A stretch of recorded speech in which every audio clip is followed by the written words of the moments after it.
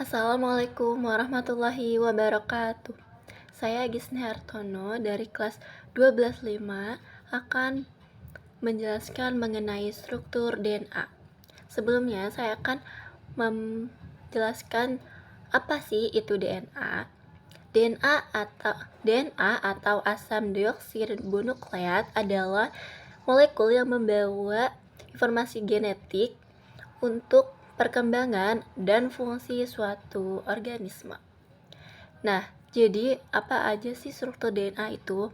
Nah, jadi molekul DNA terdiri dari dua rantai polinukleotida panjang yang tersusun dari 4 jenis subunit nukleotida. Nah, setiap rantai ini dikenal sebagai rantai DNA atau untai DNA. Nah, kemudian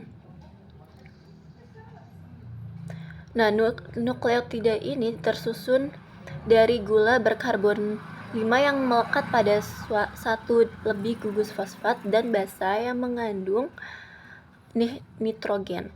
Dalam kasus nukleotida dalam DNA, gula tersebut adalah deoksiribosa yang terikat pada satu gugus fosfat, maka dinamakan asam deoksiribonukleat. Dan basa tersebut dapat berupa adenin A, sitosin atau C, guanin G, atau timin T. Nah, nukleotida dihubungkan secara kovalen bersama-sama dalam sebuah rantai melalui gula dan fosfat. Nah, kemudian dengan demikian membentuk tulang punggung gula fosfat bergantian.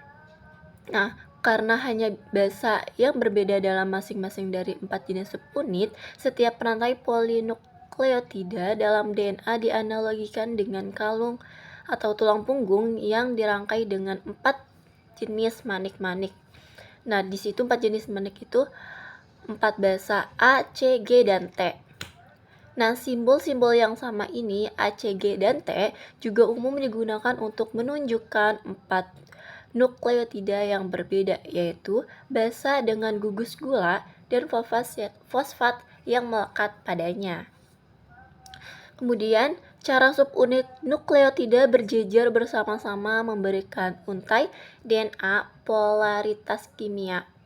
Jika kita menganggap setiap gula sebagai blok dengan tonjolan menonjol 5 fosfat di satu sisi dan lubang 3 hidroksil di sisi lain. Nah, setiap rantai yang lengkap dibentuk oleh tonjolan yang saling terikat dengan lubang akan memiliki semua subunitnya yang berjejer dalam orientasi yang sama. Selain itu, kedua ujung rantai akan mudah dibedakan karena satu memiliki lubang atau 3 hidroksil dan yang lainnya tonjolan atau 5 fosfat di ujungnya.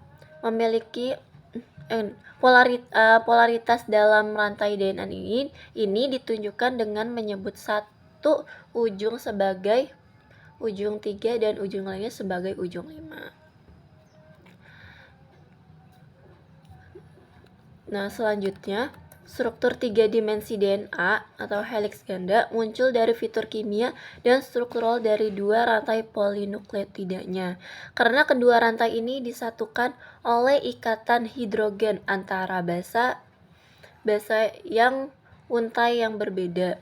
Semua basa berada di bagian dalam helix ganda dan tulang punggung gula fosfat berada di bagian luar. Dalam setiap kasus, basa 2 cincin yang lebih besar dipasangkan dengan basa 1 cincin atau pirimidin. A selalu berpasangan dengan T dan G dengan C. Pasangan basa komplementer ini memungkinkan pasangan basa untuk dikemas dalam susunan yang paling menguntungkan secara genergetik di bagian dalam helix ganda. Dalam susunan ini, setiap pasangan basa memiliki lebar yang sama. Kemudian, sehingga menjaga tulang punggung gula fosfat pada jarak yang sama di sepanjang molekul DNA. Nah, untuk memaksimalkan efisiensi pengepakan pasangan basa, 2 tulang punggung gula fosfat melilit satu sama lain untuk membentuk heliks ganda dengan satu putaran lengkap setiap 10 pasangan basa. Nah, sekian penjelasan dari saya mengenai struktur DNA. Kurang lebihnya mohon maaf dari saya. Wassalamualaikum warahmatullahi wabarakatuh.